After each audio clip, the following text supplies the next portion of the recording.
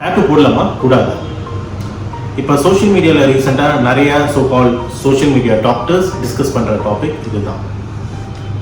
Date போட்டால் cancer வந்துடும், tattoo போட்டால் இறந்துடுவீங்க. It's really funny.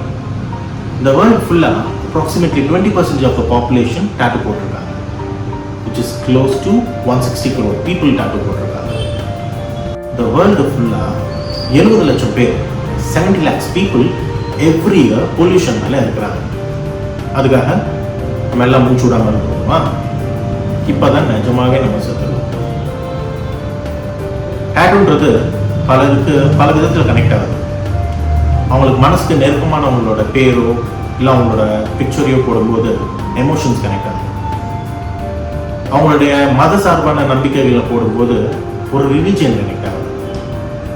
In Yang அந்த மாதிரி டாட்டூஸ் போடும்போது ஒரு ஃபிலாசபியில் கனெக்ட் ஆகுது.